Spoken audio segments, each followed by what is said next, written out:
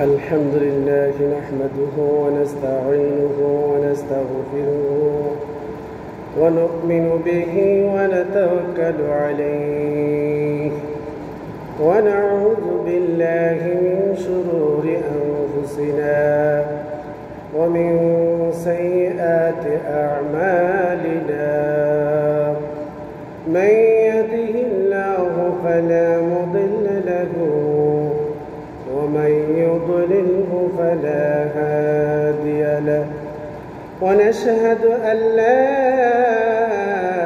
إله إلا الله وحده لا شريك له ونشهد أن سيدنا وسندنا وحبيبنا ومولانا محمدًا عبده ورسوله أرسله الله بالحق بشيرا ونذيرا وداعيا إلى الله بإذنه وسراجا منيرا أما بعد فقد قال الله تعالى في كلامه المجيد وفرقانه الحميد أعوذ بالله من الشيطان الرجيم بسم الله الرحمن الرحيم وإذ قال ربك للملائكة إني جاعل في الأرض خليفة قالوا وتجعل فيها من يفسد فيها ويسفك الدماء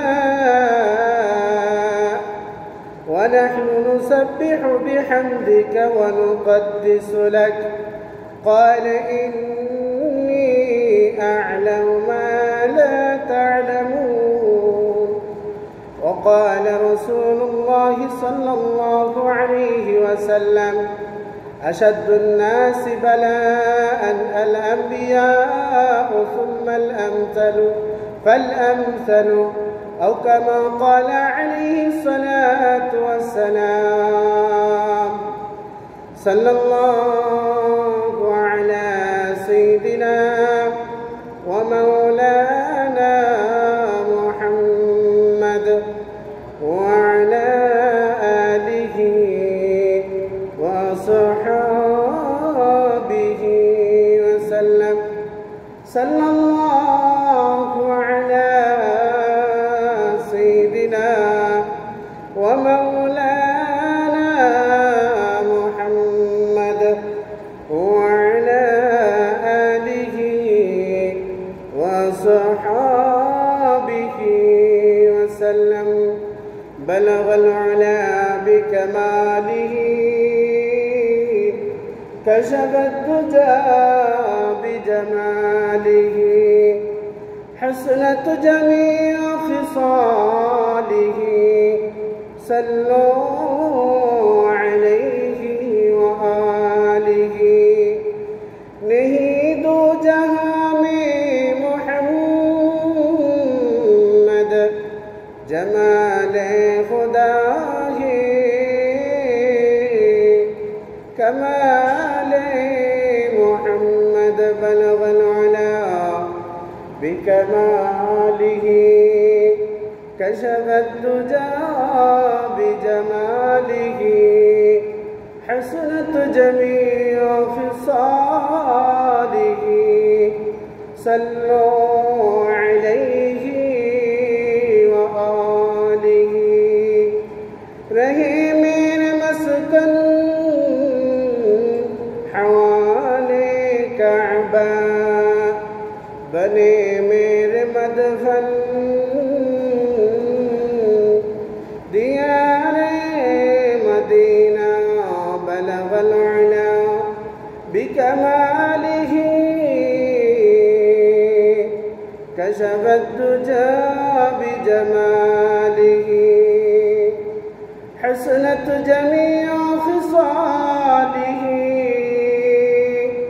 صلوا عليه وآله لا إله إلا الله لا إله إلا الله لا إله إلا الله لا إله إلا الله لا إله إلا الله لا إله إلا الله لا إله إلا الله محمد رسول الله صلى الله عليه وسلم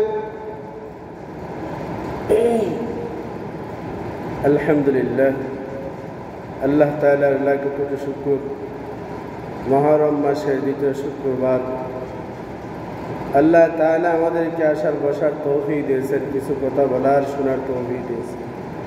এজন্য সকলে অন্তর থেকে কালিমাতুশ শুকর আদায় করে সবাই বলে আলহামদুলিল্লাহ।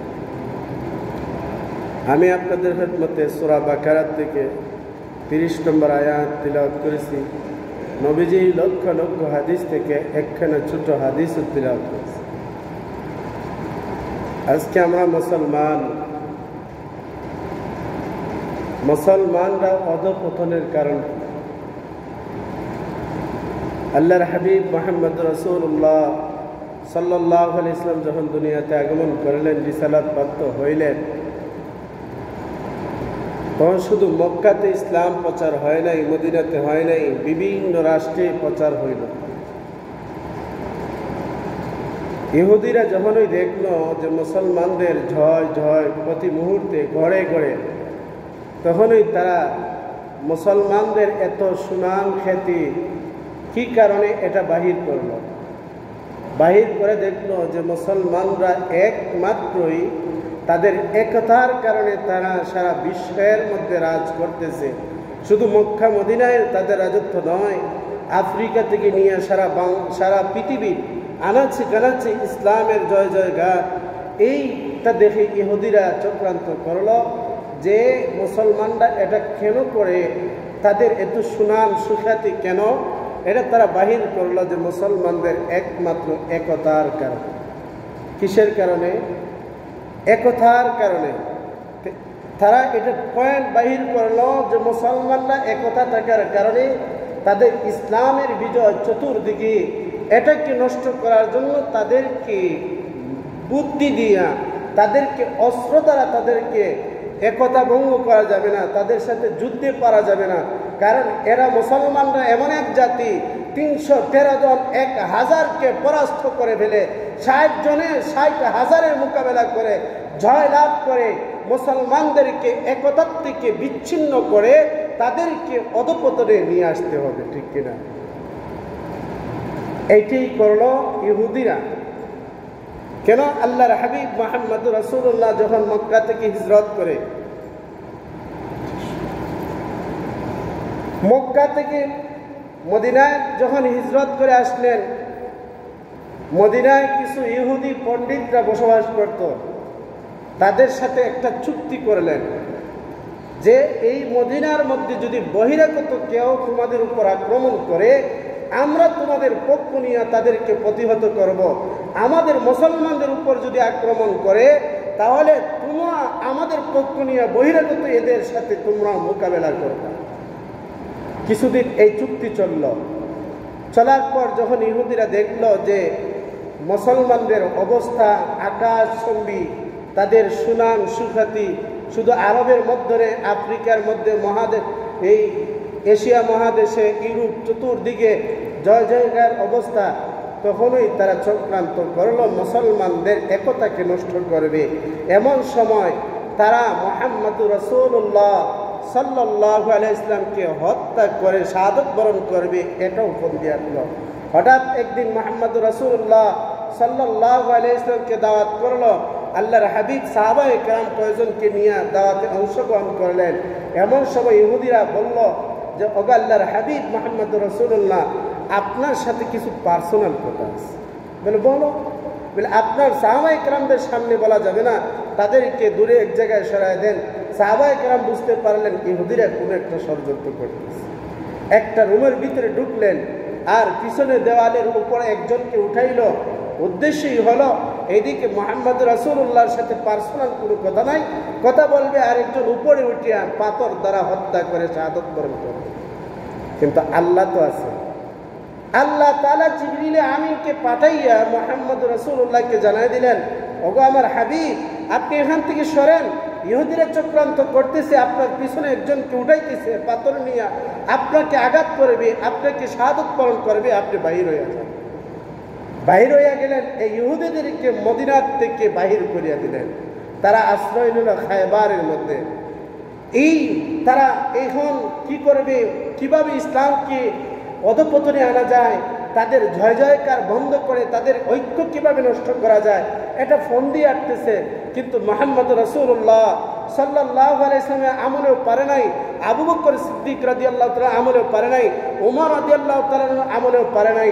তারা সফলতা অর্জন করলো উসমান রাদিয়াল্লাহু তাআলার সময়ে। তো ইসলাম এটা খলিফা নির্বাচন হবে। আল্লাহর হাবিব মুহাম্মদ রাসূলুল্লাহ সাল্লাল্লাহু আলাইহি ওয়াসাল্লাম যেভাবে ইশারা করে গেছেন আবু বকর সিদ্দিক রাদিয়াল্লাহু তাআলা মুসলমানদের খলিফা হবে, এটা আল্লাহ রাসূল যদিও সরাসরি বলেন নাই, ইশারা ইঙ্গিতে বলেছেন। কিভাবে? আল্লাহর হাবিব মুহাম্মদ রাসূলুল্লাহ যখন এই দুনিয়ার থেকে বিদায় নেবেন মুমূর্ষু অবস্থায়, আল্লাহ রাসূল আবু বকর সিদ্দিক রাদিয়াল্লাহু তাআলাকে বললেন যে আমার পরিবর্তে আবু বকরই নামাজ পড়াইবে। বলে সুবহানাল্লাহ। এই যে আবু বকর ইমামতি করবেন, কারণ মুসলমানদের খলিফা যিনি হবেন উনি সবচেয়ে বড় ইবাদতের দায়িত্ব নেবেন, মসজিদে নববীর ইমাম হবেন। এই জায়গায় ইমামতি বানাইলেন অন্য একজন মহিলা। আল্লাহর হাবিব মুহাম্মদ রাসূলুল্লাহ সাল্লাল্লাহু আলাইহি ওয়াসাল্লামের কাছে আসলেন, ওগো আল্লাহর রাসূল, আমার এই মাসালাটা আপনি বলে দেন। যখন আল্লাহর হাবিব মুহাম্মদ রাসূলুল্লাহ এই যে জিজ্ঞাসার জন্য আসছিল সমাধান দিয়ে দিলেন, ওই মহিলা আবার জিজ্ঞাসা করলেন, ওগো আল্লাহর হাবিব মুহাম্মদ রাসূলুল্লাহ, এমন একদিন তো আসবে আপনাকে এইসব পাবো না, তখন এই ইসলামের সমাধান কার কাছ থেকে নিব, আমরা কিভাবে পাইব? আল্লাহর হাবিব মুহাম্মদ রাসূলুল্লাহ সাল্লাল্লাহু আলাইহি ওয়াসাল্লাম বললেন, কোনো টেনশনের কারণ নাই, যখন আমাকে পাইবা না আমার আবু বকর তো আছে, আবু বকরের কাছ থেকে সমাধান নিবা। বলে সুবহানাল্লাহ। পাহাড়ের মধ্যে উঠছেন, উহুদ পাহাড়ের মধ্যে, উহুদ পাহাড় থরথর করে কাঁপতেছে। আল্লাহর হাবিব ধমক দেয়া বললেন, ও পাহাড় তুমি কেন কাঁপো? তোমার মধ্যে একজন নবী আছে, তোমার মধ্যে একজন সিদ্দিক আছে, তোমার মধ্যে একজন শহীদ আছে, তুমি কাঁপবা না, তুমি কাঁপবা না। এই আল্লাহর হাবিব মুহাম্মদ রাসূলুল্লাহ কেন বললেন একজন নবী, নবী মানে আমি, আর সিদ্দিক মানে আবু বকর সিদ্দিক রাদিয়াল্লাহু তাআলা, আর শহীদ মানে ওমর রাদিয়াল্লাহু তাআলা। উহুদ পাহাড়ের কম্পন বন্ধ হইয়া গেল। এই হাদিস থেকে ইশারা পাওয়া যায় যে আমার পরে যে খলিফা হবে এটা নবীর ইশারাতান আবু বকর সিদ্দিক রাদিয়াল্লাহু তাআলা। আবু বকর যখন এই সিদ্দিক রাদিয়াল্লাহু তাআলা ইসলামের খেলাফত গ্রহণ করলেন, খলিফা হয়ে গেলেন, কিন্তু ওই সময়ও ইহুদিরা ইসলামের ঐক্য নষ্ট করতে পারে নাই। কারণ এখানে আবু বকর সিদ্দিক রাদিয়াল্লাহু খুবই সচেতন। এর মধ্যে তার বডিগার্ড হিসেবে আছেন ওমর রাদিয়াল্লাহু তাআলা আনহু। কারণ ওমর রাদিয়াল্লাহু তাআলা তো যেই সেই মানুষ না, মেজাজে ওহী, যখন যেটা চায় তখনই হয়ে যায়। হক আল্লাহ তাআলা হককে ওমরের প্রতিবন্ধী করে দিয়েছেন। ওমর যেদিকে যায় হক সেদিকে যায়, কিন্তু হক যেদিকে ওমর সেদিকে নয়, ওমর যেদিকে যায় ওইটাই হক। আল্লাহ তাআলা তার অনুগামী করে দিয়েছেন। যখন আবু বকর সিদ্দিক রাদিয়াল্লাহু তাআলা দুনিয়া থেকে বিদায় নেবেন, তখন পরবর্তী খলিফা কে হবেন? আবু বকর সিদ্দিক রাদিয়াল্লাহু তাআলা কিছু সাহাবায়ে কেরামদের, বড় বড় সাহাবায়ে কেরামদের সাথে পরামর্শ করলেন যে আমার পরে ওমর রাদিয়াল্লাহু তাআলা খেলাফতের গ্রহণ করবেন, তোমাদের কি মনে হয়? সবাই এক বাক্যে বলল ওমর রাদিয়াল্লাহু তাআলা যোগ্য, কিন্তু তার মেজাজটা একটু কড়া। ওমর রাদিয়াল্লাহু তাআলা মেজাজ কি ঠান্ডা ছিল না গরম ছিল? মেজাজে ওহি, মানে সব সময় ফুল টেম্পার, গরম থাকতো।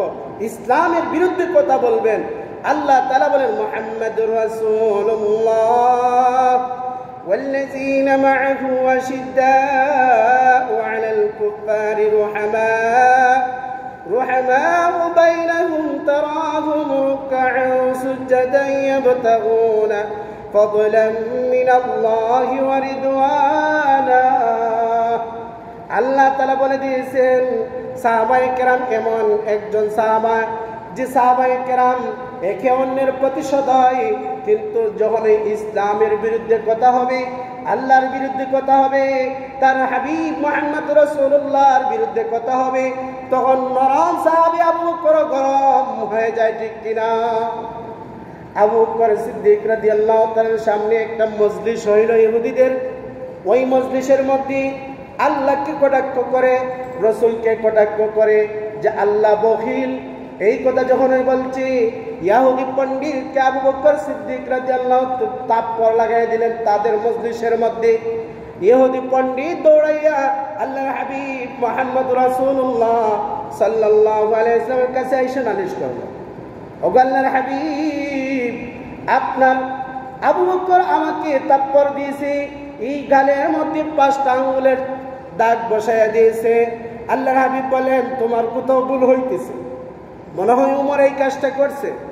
বলে না না না, আপনার আবু বকর এই কাজ করেছি।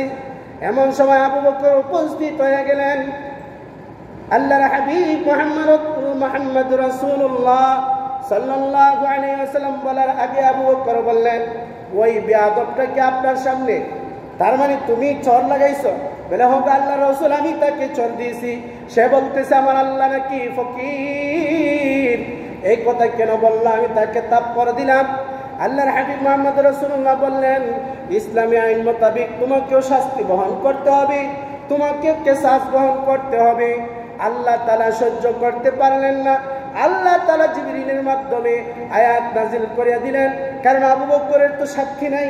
এখন নিজেই সাক্ষী দিছেন যে আল্লাহকে বখিল বলছে, রাসূলকে কটাক্ষ করেছে। আল্লাহ তাআলা আয়াত নাজিল করে দিলেন, কারণ এটা আল্লাহ তাআলা বরদাস্ত করতে পারবেন না। আবু বকর তো এমন একজন মানুষ যে নবীজি তার 2 টুক দিয়া বলছেন দুনিয়ার সমস্ত সাহাবায়ে কেরামদের ঋণ পরিশোধ করিয়া গেছেন, কিন্তু এমন একজন ব্যক্তি আবু বকর তার ইসলামের জন্য, আল্লাহর জন্য, রাসূলের জন্য নিজের জীবনটা, নিজের সমস্ত মাল আল্লাহর রাস্তায় উৎসর্গ করিয়া দিয়েছেন। বলেন আল্লাহু আকবার। এমন একজন সাহাবী ফেরেশতা কুলরাও সহ্য করতে পারে নাই, আল্লাহ তাআলা বরদাস্ত করতে পারেন নাই। জিবরিল আমিনকে পাঠিয়ে দিলেন, যাও যাও, এই ইহুদিটা আল্লাহকে কটাক্ষ করেছে, এর বিনিময়ে সে তাপ্পর দিয়েছে, এর মাধ্যমে আল্লাহ তাআলা সাক্ষী নিজে হয়ে গেছেন। বলেন আল্লাহু আকবার। আল্লাহ তাআলা কাসামি, আল্লাহ আমি শুনছি। যে জায়গার মধ্যে বললেন আল্লাহ বলেন আমি শুনছি, এই জায়গার মধ্যে আর পৃথিবীর কোনো সাক্ষী লাগে কেসাস শেষ। কারণ একজন ইহুদি মুসলমানদের প্রধান খলিফাকে থাপ্পড় মারবে, এটা আল্লাহ তাআলা বরদাস্ত করতে পারে নাই। যে ইহুদিরা চক্রান্ত করলো, কিভাবে ইসলামের অধঃপতন ঘটানো যায়, আবু বকরের আমলে পারা যায় নাই। ওমর রাদিয়াল্লাহু তাআলার খেলাফতের আমলে আসলো, তখনই তারা সাহস করতে পারে নাই। আবু বকর সিদ্দিক রাদিয়াল্লাহু পরামর্শ করে পরবর্তী খলিফা ওমর রাদিয়াল্লাহু তাআলাকে খেলাফতের আসনে বসায়া দিলেন। ওমর রাদিয়াল্লাহু তাআলার আমলেও তারা পারে নাই। পরবর্তীতে মজলিসে শুরা করিয়া যখন ওমর রাদিয়াল্লাহু তাআলা দুনিয়া থেকে বিদায় নেবেন, তেমন সময় সাহাবায়ে কেরাম, বড় বড় সাহাবায়ে কেরামদের সাথে পরামর্শ করিয়া তৃতীয় খলিফা নির্বাচন করলেন উসমান গনি রাদিয়াল্লাহু তাআলা আনহুকে। ওই সময় 6টা দেশ থেকে গভর্নর পরিচালনা করা হইতো। একটা হলো ইয়ামান, আরেকটা হলো মদিনা, আরেকটা হলো কুফা, আরেকটা হলো বসরা, আরেকটা হলো শাম, আরেকটা হলো মিশর। ওই 6 জায়গা থেকে 6 জন গভর্নর দেশ পরিচালনা করতেন। আর মদিনার মধ্যে উসমান রাদিয়াল্লাহু তাআলা আনহু। ইয়ামানে এক ইহুদি জন্ম নিল, সে সানা নামক এক স্থানে, ইয়ামানের একটা স্থান সানা, ওই জায়গার মধ্যে একজন মেধাবী ইহুদির সন্তান জন্ম নিল, আব্দুল্লাহ ইবনে সাবা। সে যখনই বড় হইল তখনই সে মদিনার মধ্যে আসলো, আইসা মুসলমান পরিচয় দিয়া কালিমা পড়ে মুসলমানদের মধ্যে কিভাবে দ্বন্দ্ব লাগানো যায় সে একটা চক্রান্ত করলো, যে এটাই সুবর্ণ সুযোগ। কারণ উসমান রাদিয়াল্লাহু তাআলা নরম মিজাজের মানুষ, খুব নরম, সহজ সরল, এই সময় যদি ফিতনা না লাগাইতে পারি তাহলে অন্য সময় পারবো না। সে মদিনার মধ্যে ফিতনা চড়াইল, সাধারণ মুসলমানদের মধ্যে সে ফিতনা চড়াইল। হাশিমি বংশের আলী রাদিয়াল্লাহু তাআলা থাকতে উমাইয়া বংশের ওসমান কিভাবে খেলাফত গ্রহণ করে, কারণ জ্ঞানে ইলমে সাহসের দিক দিয়া আলী রাদিয়াল্লাহু সবার উপরে, এটা যুগ্ম। কিন্তু ওসমান রাদিয়াল্লাহু তাআলা কিভাবে এটা করা যায়, কিন্তু এই সংবাদটা আলীর কানে যায় নাই, কারণ যাইতো তাহলে আলী তাকে সবার আগে শায়েস্তা করতেন, ঠিক কিনা? সাধারণ মুসলমানদের মধ্যে এই ঐক্যটা কিভাবে নষ্ট করা যায় তারা ফন্দি আটলো। এক সময় যখনই সে মদিনার মধ্যে বসবাস করতে লাগলো, ওসমান রাদিয়াল্লাহু তাআলার কাছে বলল, জগ খলিফাতুল মুসলিমিন, আমাকে মদিনার কোনো একটা দায়িত্ব দিতে পারেন। ওসমান রাদিয়াল্লাহু তাআলা বুঝতে পারলেন যে তার মতলবটা ভালো না, সে এই জায়গার মধ্যে ফিতনা সৃষ্টি করবেন। উনি মদিনার থেকে তাকে বললেন, তুমি অযোগ্য, তোমাকে দায়িত্ব দেওয়ার মতো তুমি যোগ্য হও নাই, তোমাকে দেওয়া যাইবে না। সে তাকে এখান থেকে বাহির করিয়া দিলেন। কিন্তু বাহির করিয়া দেওয়ার আগে সে একটা, যখনই তাকে অযোগ্য বললেন, বাহির করিয়া দিলেন, একটা চিঠি লিখল খলিফাতুল মুসলিমিন উসমান রাদিয়াল্লাহু তাআলার পক্ষ থেকে। এটা কি আসলে চিঠি না বানোয়ার চিঠি? কথা বুঝবেন। ইসলামের কিভাবে অধঃপতন ঘটানো যায়, ইহুদিরা চক্রান্ত করলো। আব্দুল্লাহ ইবনে সামা হইল সর্বপ্রথম খলনায়ক, যে ইসলামকে কিভাবে দমায় রাখা যায়, মুসলমানদের মধ্যে কিভাবে বিবাদ সৃষ্টি করা যায়, মুসলমানদের ঐক্য কিভাবে বিনষ্ট করা যায়। একটা চিঠি লিখলো যে এখানে তার কাছে মিশরের কিছু লোক আছে, আবার কুফার কিছু লোক আছে, বসরার কিছু লোক আছে। সে সঙ্গ পাঙ্গ তৈরি করলো। এমন সময় একটা চিঠি লিখলো, চিঠির মধ্যে যে উসমান রাদিয়াল্লাহু লেখছেন যে যখনই মিশরীরা মিশরে পৌঁছবে তখনই তাদেরকে হত্যা করবা। বলেন নাউজুবিল্লাহ। এই চিঠিটা আলী রাদিয়াল্লাহু তাআলার কাছে গেল। আলী রাদিয়াল্লাহু তাআলা দেখেই বুঝতে পারলেন এটা এই আব্দুল্লাহ ইবনে সাবার কাজ, সে মুনাফিকি করতেছে, এটা উসমান রাদিয়াল্লাহু তাআলার পক্ষ থেকে হইতে পারে না। উনি এই চিঠিটা পাইয়া কুফা আর বসরাবাসীকে আলাদা করিয়া, মিশরীকে আলাদা করিয়া কুফা এবং বসরাবাসীকে বললেন, হ্যাঁ খলিফাতুল মুসলিমিন উসমান রাদিয়াল্লাহু তাআলার কাছ থেকে একটা চিঠি আসছে যে মিশরীরা যখনই মিশরে পৌঁছবে তাদেরকে হত্যা করতে হবে। এটা কি তোমরা জানো? হ্যাঁ সেটা শুনছি, এটা সত্য। এখন এই খলিফাতুল মুসলিমিন এর পক্ষ থেকে এই চিঠি আসে নাই। আলী রাদিয়াল্লাহু তাআলা বুঝতে পারলেন যে তোমরা জানলা কিভাবে? এখন বলে আমরা তো কিভাবে জানলাম? তাদেরই বানোয়াট, কুফা এবং বসরা মিশরীয় তারাই বানোয়াট এই চিঠিটা লিখছে যে মুসলমানদের ঐক্য যেভাবে নষ্ট করা যায়। এইটা যখন চিঠির দ্বারা কাজ হইল না, এখান থেকে তাকে তাড়ায় দিলেন। তারা গেল কোন জায়গায়? বসরার মধ্যে। বসরায় এভাবে সাধারণ মুসলমানদের মধ্যে ফিতনা সৃষ্টি করতেছে। ওই বসরার গভর্নরও তাদেরকে বাহির করিয়া দিলেন। তারা গেল কুফায়। কুফায় যাওয়ার পর এভাবে মুসলমানদের মধ্যে বিবাদ সৃষ্টি করতেছে যে হাশিমি বংশের আলী রাদিয়াল্লাহু তাআলা থাকতে উমাইয়া বংশের খলিফা ওসমান রাদিয়াল্লাহু তাআলা কিভাবে খলিফা হয়।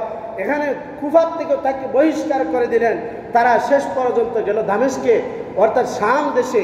এই জায়গার গভর্নর হইলেন মুয়াউইয়া রাদিয়াল্লাহু তাআলা আনহু।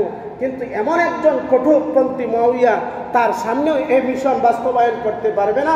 সে সাধারণ মুসলমানদের মধ্যে এগুলা ছড়াইতেছে যে উসমান রাদিয়াল্লাহু স্বজন প্রীতি করতেছেন। হাশিমি বংশের আলী রাদিয়াল্লাহু তাআলা থাকতে উমাইয়া বংশের খলিফা হয় কিভাবে, উসমান কিভাবে খলিফা হয়, এই যখন সংবাদ ছড়াইতেছে, হঠাৎ একদিন আবু দারদা রাদিয়াল্লাহু তাআলার কাছে বলার পর আবু দারদা বললেন, তোমাকে তো সুবিধা মনে হয় না, তুমি তো ইহুদিবাদী প্রচার করতেছো, তুমি তো নামে মুসলমান, কিন্তু তোমার মধ্যে ইহুদিদের গন্ধ পাইতেছি। তার কাছেও সে পায় নাই। পরবর্তীতে আরেকজন সাহাবী উবাদা ইবনে সাবিতের কাছে যখন এই কথা বলল, উবাদা ইবনে সাবিত তার হাতটা ধইরা আমির মুয়াউইয়া রাদিয়াল্লাহু তাআলার কাছে নিয়ে গেলেন। আমির মুয়াউইয়া রাদিয়াল্লাহু তাআলা এই সংবাদ শুনে ভাবলেন সে তো মুসলমান না, নামে মাত্র মুসলমান, ইয়া লম্বাদারি, জুব্বা পরিহিত, কিন্তু সে একজন মুনাফিক, ইহুদিদের দালাল। তাকে এই মুহূর্তে হত্যাও করা যাবে না, কারণ তার দলবল সারা এই কুফা, বসরা, দামেস্কে সব জায়গায় তার দলবল হয়ে গেছে। তাকে তো এভাবে হত্যা করা যাবে না। তাকে এই দামেস্কের থেকেও তাকে তাড়াই দিলেন। সে শেষ পর্যন্ত মিশর গেল। মিশর যাওয়ার পর তার মিশনটাকে চালু করলো। এইমন সময় চালু করলো, কিন্তু মিশরের গভর্নর এটা বুঝতে পারে নাই। শেষ সময় যখন বুঝতে পারলো, কিন্তু তার দল অনেক শক্তিশালী হয়ে গেল, তাকে মিশর থেকে তাড়িয়ে দিলেন। সে শেষ পর্যন্ত আবার মদিনার অদূরে 3 মঞ্জিল দূরে অবস্থান করলো।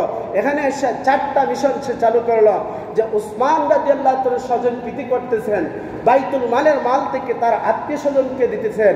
2 নম্বর হইল সে কম বয়সী সাহাবী অথবা যুবকদেরকে গভর্নর পদে নিয়োগ দিয়েছে। 3 নম্বর হইল সে মারওয়ান ইবনে হাকামকে মক্কার মধ্যে ঢুকতে দিল। 4 নম্বর হইল আব্দুল্লাহ ইবনে সাআদ রাদিয়াল্লাহু তাআলা আফ্রিকা বিজেতা, তাকে অনেক পুরস্কার কেন দিলেন। এই 4টা মিশন চালু করলো। যখন এই সংবাদ উসমান রাদিয়াল্লাহু তাআলার কানে আসলো, উনি তাকে ঢাকায় নিয়ে আসলেন, তার সাথে তার সঙ্গী বর্গ নিয়ে আসলো। আসার পর জিজ্ঞাসা করলেন, তোমার উদ্দেশ্যটা কি? তুমি কেন ফিতনা চড়াইতেছ? বলতেছে, আপনার মাঝে 1 নম্বর স্বজন প্রীতি হইল আপনি বাইতুল মাল থেকে আপনার আত্মীয় স্বজনদেরকে দিতেছেন। উসমান রাদিয়াল্লাহু উত্তর দিলেন, আমি তো খলিফা নিযুক্ত হওয়ার পর থেকে বাইতুল মাল থেকে আমার বাতাস্বরূপ 1টা টাকাও নেই। আল্লাহর প্রদত্ত নিয়ামত যেগুলো আল্লাহ তাআলা আমাকে দিয়েছেন, সেই টাকার থেকে আমি চলি। আমার আত্মীয় স্বজনদেরকে, গরিবদের মধ্যে আমি বন্টন করি। আমার আল্লাহ প্রদত্ত সম্পদ থেকে আমি বন্টন করি। তোমার এই প্রশ্নের সমাধান পেয়ে গেলা। 2 নম্বর সে বলতেছে, কম বয়সী সাহাবায়ে কেরামদেরকে আপনি বড় বড় পদে নিয়োগ দিয়েছেন, গভর্নর বানিয়ে দিয়েছেন, এটা কেন? তিনি উত্তর দিলেন, আল্লাহ রসুল যেভাবে করেছেন আমি আল্লাহ রসুলের বিরোধিতা করতে পারবো না। 17 বছর বয়সে উসামা ইবনে যায়েদকে আল্লাহ তাআলা অনেক যুদ্ধের সেনাপতি পাঠিয়েছেন। বড় বড় সাহাবায়ে কেরাম তার প্রতিনিধিত্ব করেছেন, উনি সেনাপতির দায়িত্ব পালন করেছেন। যেহেতু আল্লাহ রসুল এভাবে যাকে যোগ্য মনে করেছেন তাকে সেনাপতির দায়িত্ব দিয়েছেন। আমি উসমান আমার ব্যক্তিগত কাজ করি নাই, আমি উসমান আল্লাহ রসুলের পথ অনুসরণ করিয়া কম বয়সী সাহাবায়ে কেরামদেরকে, কম বয়সী যুবকদেরকে আমি বড় বড় পদে নিয়ে দিয়েছি। এটা আল্লাহ রসুলের সিস্টেম মতো আমি চলতেছি। 3 নম্বর, মারওয়ান ইবনে হাকামকে কেন তুমি মক্কাতে ঢুকতে দিলা? উসমান রাদিয়াল্লাহু তাআলা বলেন, আল্লাহ রসুল মুসলমানদেরকে ঢুকতে দিয়েছেন। মারওয়ান ইবনে হাকাম যেহেতু একজন মুসলমান, তাকে আমি বাধা দেওয়ার কে? আল্লাহ রসুল মক্কাতে মুসলমানদেরকে ঢুকতে দিয়েছেন। আল্লাহ রসুল যেহেতু এই পথ গ্রহণ করেছেন, আমি উসমান কিভাবে বাধা দেই? মুসলমান মক্কার মধ্যে ঢুকবি। 4 নম্বর মিশন হইল তার, যে আব্দুল্লাহ ইবনে সাআদ আফ্রিকা বিজেতা, তাকে অনেক সম্পদ উপহার দিয়েছেন। উনি বললেন, তোমার যদি এটার মধ্যে আপত্তি হয়, আমি উসমান তার উপহারটুকু আমি আবার হস্তক্ষেপ করে নিলাম। এই সময় আব্দুল্লাহ ইবনে সাহাবা বলতেছে, কি ব্যাপার? উসমান কি 4টা ষড়যন্ত্র করলাম, কিন্তু একটাতেই সফল হইতে পারি নাই, কি করা যায়? কিছুদিন পর দেখা গেল তুমুল তার মিশনটা চালু হয়ে গেল। এক পর্যায়ে হজের মৌসুম আসলো। জিলহজ মাসে সমস্ত সাহাবায়ে কেরাম, বড় বড় সাহাবায়ে কেরাম মক্কায় হজের উদ্দেশ্যে রওনা করলেন। এর পথিমধ্যে জুমার মধ্যে আব্দুল্লাহ ইবনে সাবা তার দলবল নিয়ে বিদ্রোহ করে বসলো জুমার খুতবার মধ্যে। এই সময় উসমান রাদিয়াল্লাহু তার ঘরের ভিতরে ঢুকলেন। প্রায় 22 থেকে 40 দিন তাকে অবরুদ্ধ করে রাখলো, তাকে খানাপিনা থেকে বঞ্চিত করলো। যে উসমান গনি রাদিয়াল্লাহু তাআলা টাকার কূপের কারণে মদিনাবাসী সারা আরব কান্ট্রিতে পানি পান করত, ওই পানিটুকু পর্যন্ত উসমান রাদিয়াল্লাহু তাআলাকে পান করতে দেয় নাই। বলেন নাউজুবিল্লাহ। যখন ওই 35 হিজরি 17 অথবা 18 জিলহজ শুক্রবার দিন ওনার ঘরের সামনে, বাড়ির সামনে আল্লাহ রসুল সাল্লাল্লাহু আলাইহি ওয়াসাল্লাম সাহাবী আলী রাদিয়াল্লাহু তাআলা 2 কলিজার টুকরা এবং আরো যুবকদেরকে পাহারার জন্য পাঠাইলেন। সামনের দিকে অগ্রসর, এদিকে সামনের দিক থেকে আক্রমণ করতে পারে নাই, পিছনের দিক থেকে সাবার গ্রুপ পিছনের দেওয়ালটাকে টপকাইয়ে ভেঙ্গে ঘরের ভিতরে ঢুকলো। ঢুকার পর আল্লাহ রসুল সাল্লাল্লাহু আলাইহি ওয়াসাল্লাম সাহাবী খলিফাতুল মুসলিমিন উসমান রাদিয়াল্লাহু তাআলাকে শাহাদাত বরণ করলো। বলেন নাউজুবিল্লাহ। আল্লাহ রসুলের সাহাবী উসমান রাদিয়াল্লাহু হত্যা করে শাহাদাত বরণ করলো। এই অবস্থায় উনি কোরআন তিলাওয়াত করতেছিলেন, সূরা বাকারার 137 নম্বর, ওয়াসায়াকফিকাহুমুল্লাহ যে ফিতনাবাজদের জন্য আল্লাহই যথেষ্ট। এই আয়াত তিলাওয়াত করতেছিলেন, যখন এই গাড়ির মধ্যে কূপ দিল, রক্তের ফুটাটুকু এই আয়াতের মধ্যে পড়ল, আল্লাহ রসুল সাল্লাল্লাহু আলাইহি ওয়াসাল্লাম তাদের জন্য, আল্লাহ তাদের জন্যই যথেষ্ট হয়ে গেলেন। এই অবস্থায় মুনাফিকরা আরেকটা ফোন দিয়ে আসলো যে এই মুহূর্তে আমরা আলী রাদিয়াল্লাহু তাআলাকে খেলাফত গ্রহণ করাই। কেন? যে মক্কার হজের সময় শেষ, মক্কার থেকে যদি সাহাবায়ে কেরাম আসেন, তাহলে অন্য কাউকে যদি বানানো হয়, তাহলে এরা প্রথমেই কি করবে? আমাদের উপর কিসাস নেবে, আমাদেরকে হত্যা করবে, আমাদের উপর চড়াও হবে। আর আলী রাদিয়াল্লাহু তাআলা ঠান্ডা মিজাজি, উনি আগে খেলাফতকে সামাল দিবেন, তারপরে বিচার করবেন, এর ভিতরে আমরা অন্য কিছু করতে পারি। এজন্য আলী রাদিয়াল্লাহু তাআলাকে প্রস্তাব করলো, উনি বললেন আমাকে তোমরা খলিফা বানায় না। কিন্তু এদিকে আবার চিন্তা করলেন, যদি আমি এই মুহূর্তে খলিফা না হই, তাহলে তৃতীয় পক্ষ অর্থাৎ সাবা গ্রুপ থেকে একজন খলিফা হয়ে যাবে, তখন আরো সমস্যা হবে। এজন্য উনি খলিফা গ্রহণ করলেন, ৭৪ নম্বর খলিফা, অর্থাৎ কিছু নামি দামি মুসলমান যারা বায়াত গ্রহণ করবে, চতুর্থ খলিফা ওনার হাতে বায়াত গ্রহণ করবে। যারা সাহাবায়ে কেরাম ছিলেন ওনারা ওনাকে মেনে নিয়েছেন। চতুর্থ খলিফা নির্বাচন হইল, বিশেষ লোক দ্বারা খেলাফত গ্রহণ করার প্রস্তাব দিবে, আর উনি গ্রহণ করবে, ওনার হাতে বায়াত গ্রহণ করবে। এর দ্বারা কি গণতন্ত্র? কথা বুঝেন নাই? এর দ্বারা কি গণতন্ত্র? ভোটের মাধ্যমে? এটা ভোটের মাধ্যমে নয়, বিশেষ কিছু পার্সনের দ্বারা প্রস্তাব ছাড়বে, উনি গ্রহণ করবে, ওনার হাতে বায়াত গ্রহণ করবে। এর দ্বারা গণতন্ত্র না, আমরা যেটাকে দলিল হিসাবে সাব্যস্ত করি অনেকে, যে আলী রাদিয়াল্লাহু তাআলা গণতন্ত্রভাবে চতুর্থ খলিফা হয়েছেন, না না, কখনো না। আলী রাদিয়াল্লাহু তাআলা বিশেষ কিছু সাহাবায়ে কেরামদের পরামর্শে উনি খেলাফত দায়িত্ব পালন করেছেন, ওনার হাতে আস্তে আস্তে সারা সবাই বায়াত গ্রহণ করেছে, চতুর্থ খলিফা হলেন। এভাবে উনি যখন খলিফা নির্বাচন হইলেন, এদিকে হজের মৌসুম শেষ, মুআবিয়া মক্কা থেকে রওনা করলেন, আসবেন। এদিকে আবার আয়েশা সিদ্দিকাও ছিলেন মক্কাতে হজের মৌসুমে। সংবাদ পেল ওসমান রাদিয়াল্লাহু তাআলা আনহু শাহাদাত বরণ করেছেন। এই অবস্থায় উনি বললেন যে আমরা আগে উসমান রাদিয়াল্লাহু তাআলা হত্যার প্রতিশোধ নিব, তারপর অন্যজনকে খলিফা বানাইব। উনি আবার প্রস্তাব করলেন যে কোন জায়গা থেকে উসমান রাদিয়াল্লাহু তাআলাকে শাহাদাত বরণ করা হয়েছে, মিশন কোন জায়গা থেকে? বলে কুফা এবং বসরা থেকে। উনি কুফা এবং বসরায় চলে গেলেন, মুআবিয়াও গেলেন।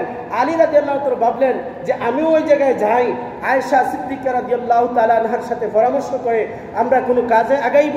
ওই সময় যখন গেলেন, ওনারা আলোচনা করলেন এই অবস্থা, তখনই তারা সবাই একতাবদ্ধ হইলেন, ঠিক আছে আপনাকে খলিফা হিসেবে আমরা মেনে নিলাম, কিন্তু সর্বপ্রথম আপনি মদিনায় গিয়া উসমান রাদিয়াল্লাহু তাআলা আনহুর হত্যার বিচার করবেন। এই প্রস্তাবে রাজি হয়ে গেলেন। এমন সময় সাহাবায়ে গ্রুপ চাইল যে এরা যদি এক হয়ে যায়, তাহলে তো আইসেই আমাদের উপর চড়াও হয়ে যাইবে, আমরা বাঁচতে পারবো না। তখন ওই রাত্রিবেলায় একটা করতে হবে। 13 সালে রাত্রিবেলায় শাপলা চত্বরে কি হয়েছিল? অন্ধকারের মধ্যে কারেন্টকে বন্ধ করিয়া হামলা করা হয়েছিল। ঠিক তদ্রুপ এটা শিখছে কোন জায়গা থেকে? ওই মুনাফিকদের কাছ থেকে, সাহাবায়ে গ্রুপের কাছ থেকে। খলিফা ইসলামের অধঃপতন কিভাবে ঘটানো যায় এটা তারা ইতিহাস জানে। এই ইতিহাস থেকে 13 সালে শাপলা চত্বরে 5ই মে এই ফন্দিটা আটেছিল এই সাহাবায়ে গ্রুপের কাছ থেকে। তাদের এটা শিক্ষা, ঠিক কিনা? কথা বুঝেন নাই? সাহাবায়ে গ্রুপ থেকে তাদের এই শিক্ষাটা, মুনাফিকদের কাছ থেকে এই শিক্ষাটা মুসলমানদের প্রাণ পাখিকে বাহির করিয়া দিছ, রক্তে রঞ্জিত করেছিল শাপলা চত্বরকে। এইভাবে মুনাফিকরা পদে পদে মুসলমানদেরকে এভাবে আক্রমণ করতেছে, মুসলমানদের একতাবদ্ধ নষ্ট করতেছে।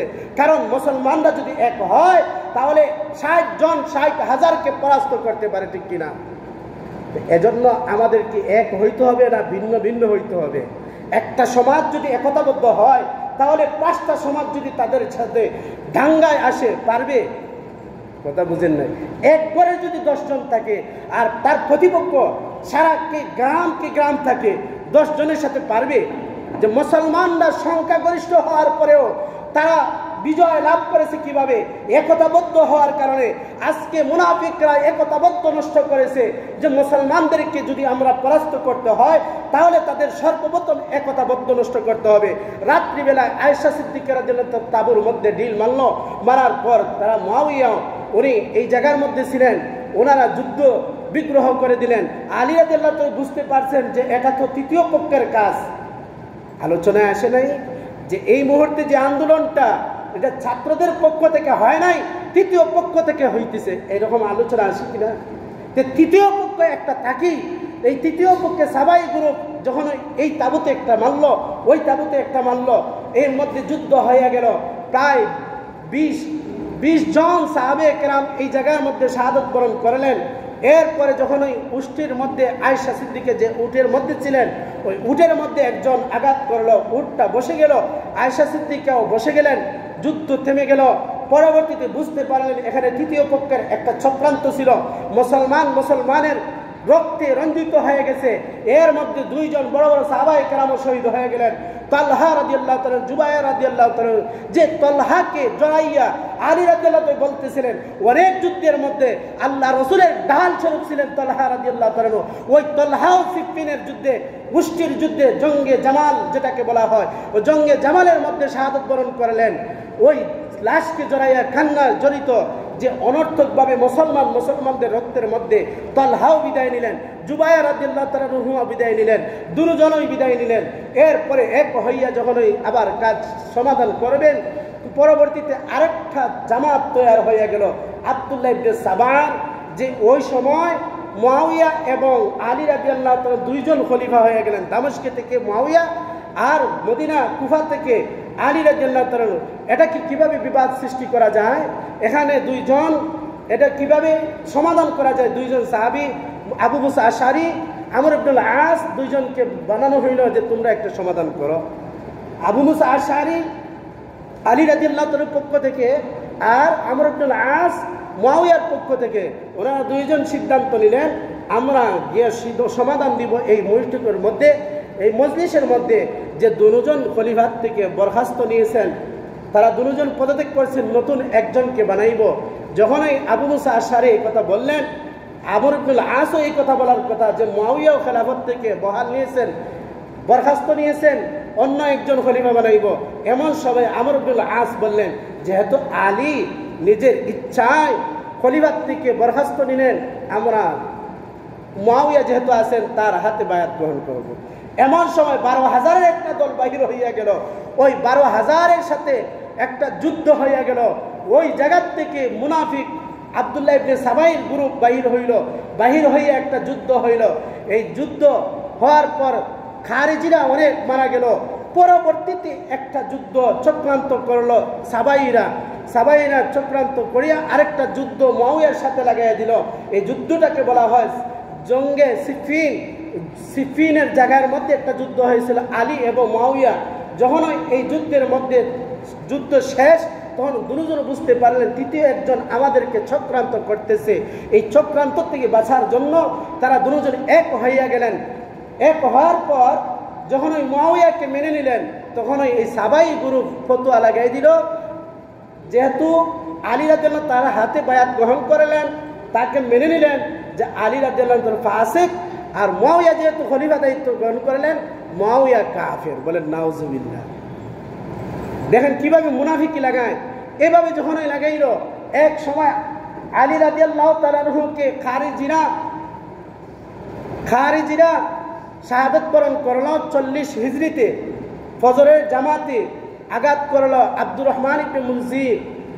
সেই যখন তরবাদিরা আঘাত করল 17 তারিখে উনি দুনিয়ার থেকে বিদায় নিয়ে গেলেন, শাহাদাত বরণ করলেন। পরবর্তীতে মুআবিয়া দীর্ঘদিন এই খেলাফতের দায়িত্ব পালন করলেন।